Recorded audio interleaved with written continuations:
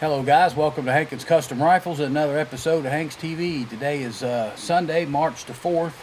It's 3:45 in the afternoon. The sun is starting to settle down on us over here. The sun is right in my eyes. I can't see anything if I look towards the camera, so I'm going to just kind of look this way. We've got a muzzle loader that I want to get sighted in for the customer. Now all I've got to do is get a good zero on this for 100 yards so that when he takes it to the range, he can start shooting it and fine-tuning it to fit his needs. So what I've got is a couple of bullets here that are sized for my gun. They're a little bit small for this gun. They're going to slide down the barrel. I already loaded it, bore sighted it. I've got it loaded, and they are fitting kind of small. These are sized for a Krieger barrel on one of my other guns, and this barrel is a Brooks barrel, so I've already noticed that they're too small, but we're going to make it work, and I'm going to show you guys that it can be done. If the bullet is loose, it'll still shoot good. You just can't carry it around and jar it up and down a tree stand or a four-wheeler or something like that, but these things will still shoot even when they're fall down the barrel loose. I've got it bore sighted, so we're going to shoot this paper down here and see where we can get. I'll make one adjustment, hopefully one, and then we're going to shoot 3 for a group, and if everything goes good, this rifle will be finished. Now, it's my standard 45 caliber muzzle loaders. Most of you guys know what I got here. You've watched my muzzle loader videos before, but this is my standard 45 caliber smokeless powder muzzle loader. It's built on a Brooks barrel, 1-in-20 twist. It's got the hybrid fluting in the barrel. We've got a barrel band on here with a ramrod, Remington 700 action. It's got a bat, aluminum trigger guard on the bottom. We've got a jewel trigger in it. The stock is a Boyd's Pro Varmint. Now, if I'm going to build a gun on a Boyd stock for a muzzle loader, I prefer this Pro Varmint. I think it works a lot better than the Varmint thumb hole in the long run. So I've been trying to lean towards making most of my guns on this Pro Varmint for the muzzle loaders. Let's see.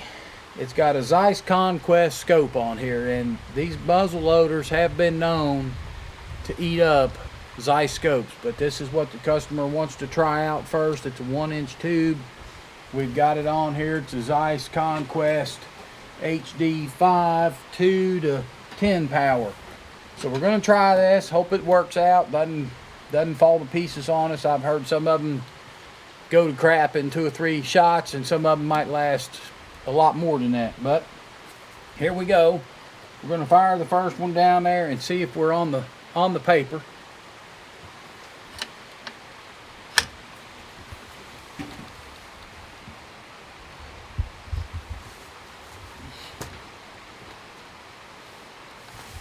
I'm going to have to move this gun a little bit. Get good and situated.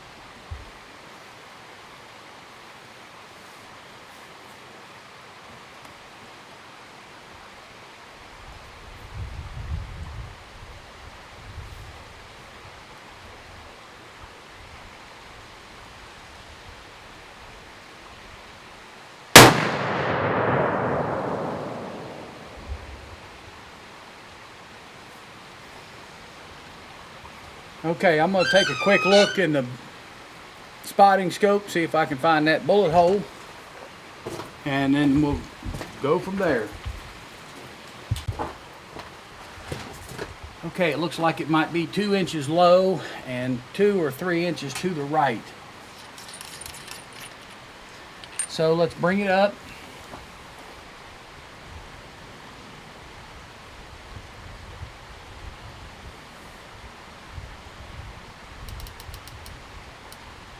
And let's bring it to the left. We're going to try that, and we're going to shoot 3 for a group, fellas.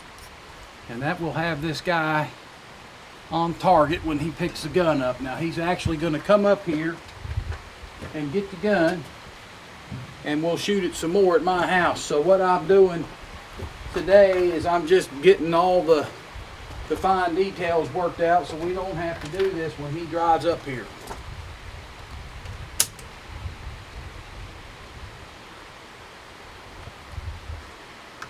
I'm shooting 78 grains of IMR 4198 with a 275 grain Pittman AccuMax, sized to fit my Widowmaker gun.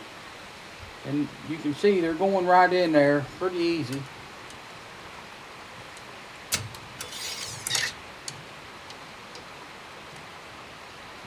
And I can literally push it down with one hand.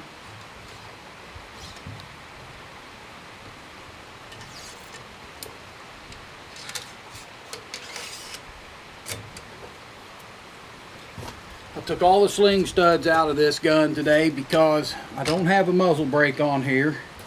And without a brake, these things will beat you up pretty good. But this is going to be a hunting rifle only. And for that application, I would recommend not to put a brake on it as long as you can handle the recoil. The recoil's pretty stout on these things. If you're going to shoot this at the Kentucky Challenge, you need a muzzle brake.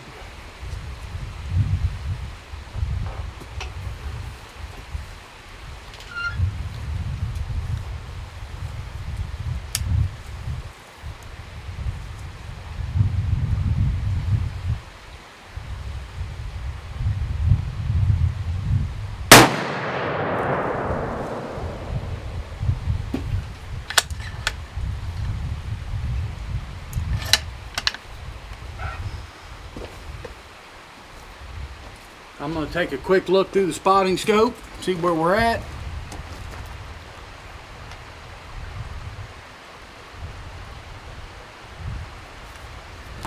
We're just a little bit high. Left and right, we're pretty good. So I'm just going to leave it right there. Shoot 2 more shots, see what kind of groups we can produce out of this rifle.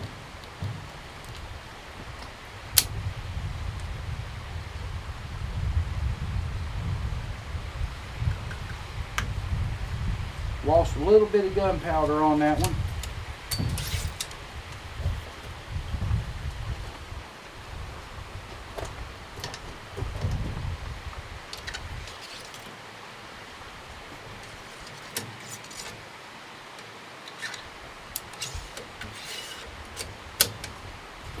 Now we've had a long day down here, fellas, already. We've been down here since about 11 o'clock this morning, working on testing guns and running the dogs. I got the dogs over there in the truck. I always put them away before we start shooting.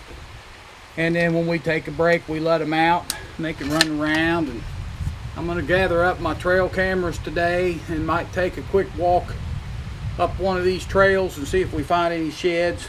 But mostly I want to get my trail camera out and finish this gun.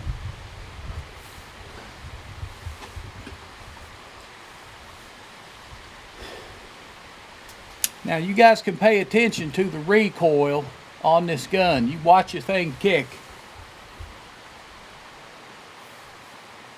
You put a muzzle brake on it, you take out 50% of this recoil.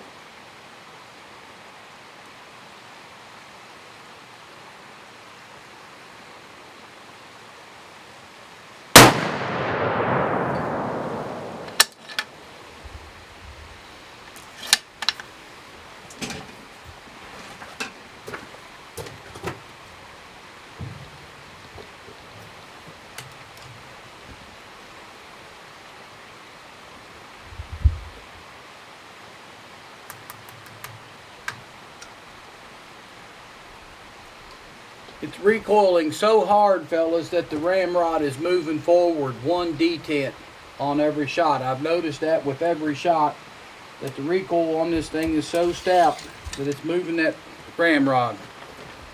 And that does not happen when you got a muzzle brake on.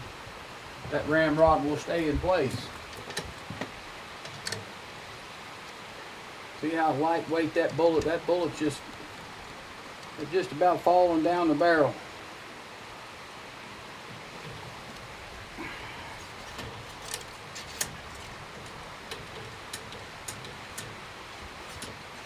The rod actually pulls it up off of the powder charge just from the suction. As long as you can keep it on the powder charge, you're good to go. As soon as that powder goes off, that bullet fattens up, grabs the rifling, and heads down range at 3,000 feet per second. That's a 275 grain bullet going 3,000 feet per second. That's faster than that 223 we were shooting this morning, shooting a 90 grain bullet.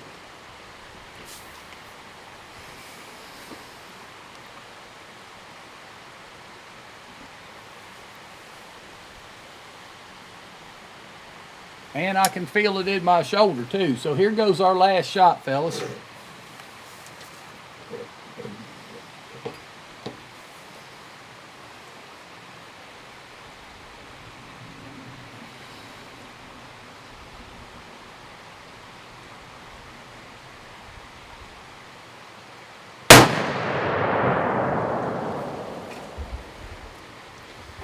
Okay, so that was our last shot for the day.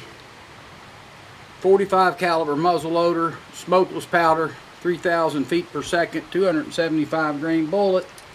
A lot of recoil. That's why I saved this gun for last today, because I knew it was going to punch me pretty good.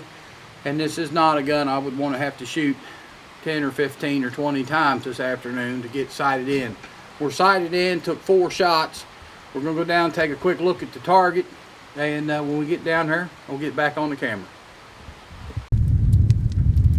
Okay guys, we made it down here to the target. We're 100 yards from where we were shooting, and this is my first shot. I shot at the same dots that we shot at earlier.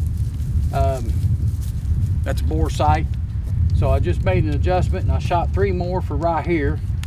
And that was just a quick 3 shots out of a gun that kicked the snot out of you.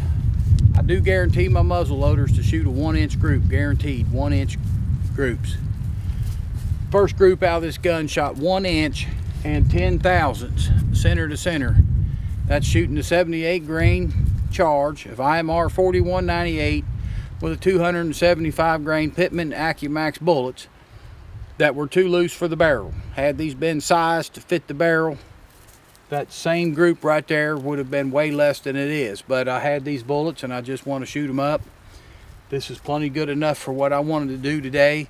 When the customer gets here next week to pick the rifle up, we're going to go over the whole thing with him. I'm going to give him a quick crash course on how to size the bullets. We'll do that for him in the shop.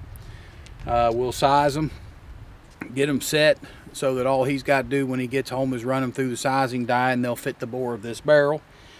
And I'll also go over a few other things with him and let him know all the do's and don'ts that you got to do. And if the bullet starts to fit tighter, you got to loosen the bullet up a little bit by tightening the die. But we'll go over all that with him when he gets up here.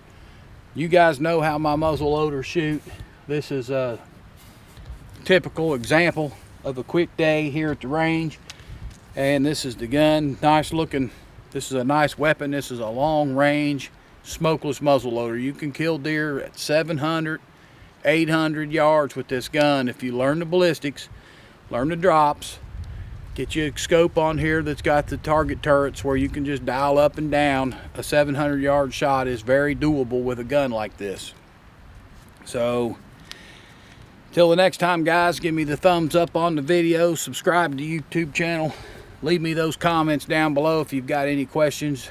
Give me a holler at the shop. I'll try to help you out. And till next time, we'll see you later.